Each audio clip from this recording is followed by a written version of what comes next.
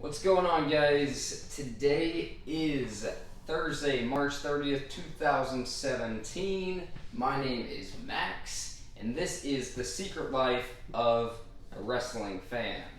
We are just 3 days away from Wrestlemania, the greatest day of the year. The only day that matters. Like, whatever day matters. Some people do countdowns to Christmas. Some people do countdowns to the next Star Wars movie. I only do a countdown for WrestleMania. And today I want to talk about two matches, and they're both the women's title matches.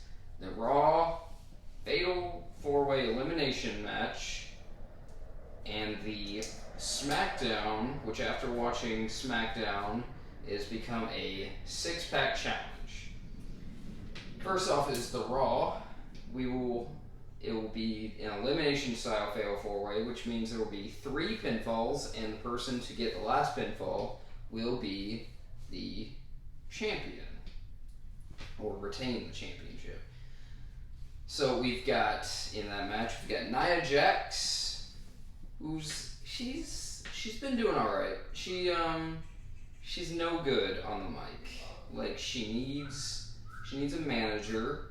She needs someone to talk for her. Kind of like how Paul Heyman does for Brock Lesnar. Like, anytime I hear her speak, it's just bathroom break time. I'm not interested. Next up is Sasha Banks. She is only in this match because she interrupted a match between Bayley and Charlotte. And she's been pulling some cheap tricks the last few matches. Like, even on Raw, she was like trying to be all friendly with Bayley, and that's nice. But then she's like, well, I'm still gonna beat her. I'm like, if you're gonna play a friend, play a friend. Don't try to play two sides and not be good at it. Like, if you're gonna play two sides, be good at that.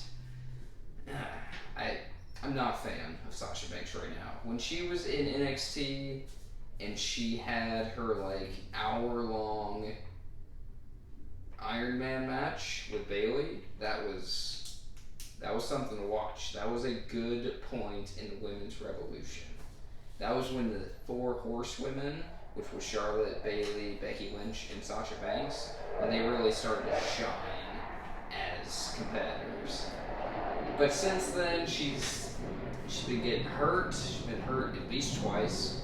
She's won and lost the championship, which the championship itself has been thrown around way too many times. I mean, Charlotte is on the verge of being a 5-time women's champion. Like, you should be there as many years as it is title runs. Like, John Cena has been there for as many title runs. I mean, sure, he's had some flukes where he loses it after a month, but come on, some frequency. I don't like what they're doing with the women's title, really. Next up is Charlotte. We're going to talk a little bit about Charlotte. I like her the most in this match. I definitely hope that she wins and becomes the next champion. She is very good on the mic. Her mic skills are always solid. Unless, of course, you're in the ring with 3 other people who are terrible on the mic. Or at least right now they are. Because Nia Jax, Sasha Banks, and our champion, Bayley, are all garbage on the microphone. So, when that happens, all 4 of them look terrible. So, yay, WWE, good job at promoting that. But Charlotte has a great moveset. She's using her dad's old finisher, which I feel, if you're gonna use someone else's finisher, it should only be if you're family, and then do what Charlotte does and put your own twist on it. Because it's not called the figure 4 for her, it's called the figure 8, and she does alter it. So I am am okay with her doing that. I don't mind. So she has a good on the mic, good in the ring. I feel and I hope that she will win.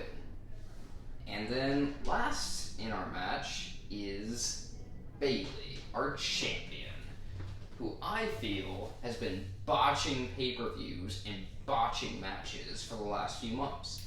And that's not really championship qualities. You don't want your champion to mess up in the ring 4 times during the match. I've had to be involved in this match, and then when you mess it up like that, and it's obvious, as it always is with Bayley, it takes me out. It removes the magic of the match. I've seen so many matches that were great up to that kind of point. I remember watching one, it was Big Show and Daniel Bryan. And Daniel Bryan was supposed to jump off the top rope and like hit Big Show with a frying pan. The frying pan, you know, we make eggs with. And Big Show was just kind of sitting in the middle rope section. So Daniel Bryan comes up and he misses. He doesn't hit him the first time. So Dadgum Big Show just looks at him. He looks over at him. He's like, huh. And then he just gets back in the same position so Daniel Bryan can try again. And he does hit him that time, and the match goes forward. But after that, it was just awful. Like, if you're going to mess up, just flow with it. Don't botch it so bad and have to do it again. It destroys the match. So I feel because of that, because of her not being all that good in the ring, she needs to lose the championship. That needs to be taken from her until she can like get a sort of flow with her. Because, you know, plenty of championships will change hands at WrestleMania. There's 13 matches, a lot's gonna happen. And I feel this is a wake-up moment for her. Be like, hey, you've been doing a good job, but it's time for you to work on your craft. We'll see what you can do next time. Anyways, on to the SmackDown Championship match. We've got seeing this week's SmackDown, Naomi came back, you know, the champion who was gone for like a month. I don't know what you can injure and come back in a month with. Like, I feel she, like, hurt one of her braids, or, like, she would have been working on, like, a new dance move or something. But there's no actual injury that you can just heal in a month and be ready for in-ring action, because that's never happened. I feel it's just so she can, and I hate to say this, I feel it's just so she can win the title at her hometown of Orlando at WrestleMania, so she can have that moment. I don't like that sort of story because it's too just, what did you do? Like, how did you earn this? Like, you haven't been just pushing and trying to win. You were hurt and you're coming back for this. It doesn't make sense to me as a fan, but Naomi's in it. You got Mickie James, who's coming back from doing all these things with other companies. Like, she came back for the last takeover to take on Asuka. That was a very good match. I was excited to see Mickie James because, you know, I thought she was done. But she came back and she's been kind of teaming up with our champion Alexa Bliss. Those have been pretty good matches. But now it's for the championship, so no friends or anything. Next up is Natalya, who I don't like. I don't like anything about Natalya. She is absolutely garbage on the microphone, and she's been using her uncle's finisher move since she started wrestling. She's been using the sharpshooter since I can remember. And yeah, I said if your family use the finisher moves, but like change it up, just like Charlotte does. And she doesn't. She just does freaking sharpshooter same way everybody else does. it's like the most used finisher. I mean, Cesaro does it. You have I think Chavo Guerrero did it at some point. Like, there have been so many just random wrestlers who are like, oh, you don't have a finisher? Just take the sharpshooter. Yeah, nobody else is using it right now. Oh, 10 people are using it? Nobody will notice. Anyways, I don't like Natalya. I don't want her to win. She's terrible. Next up is Becky Lynch, who, she's okay. I don't want her to win. I don't feel she needs that victory. I feel like her outfit is awful. It just doesn't look good. If you like go on WWE Network, watch any of her past few matches, you'll see what I'm saying. It's like skin tone and then like something black on the back. It just looks terrible. And her finisher move is a submission, and it's okay. I don't feel a submission should win at WrestleMania.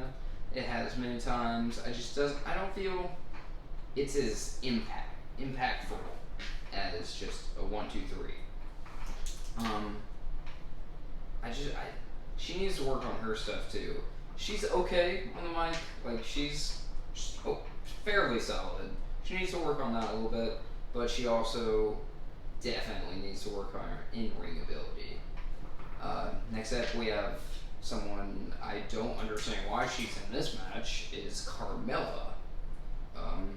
What have you done, Carmella? You were in NXT, and you were like a hairdresser in NXT. You got brought up by Enzo and Cass, and you didn't win a championship there. And then I guess you got brought into the main roster to do nothing. Because I haven't seen you win any like decent matches. Like, every match you've won has been a fluke, or something's interrupted, or it's just been, you've won against like no names that are local.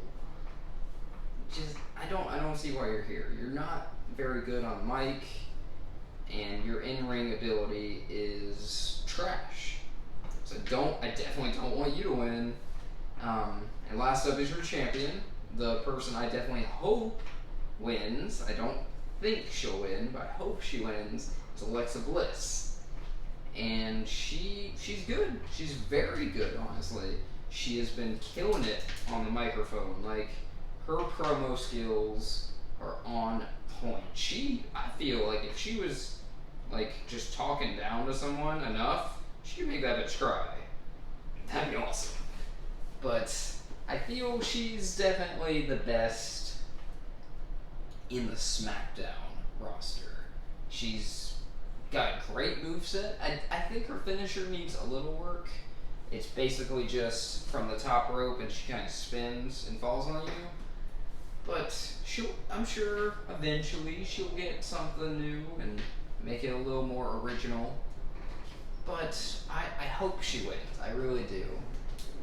But you guys, this is my prediction. I feel that we're going to have a new champion in Charlotte.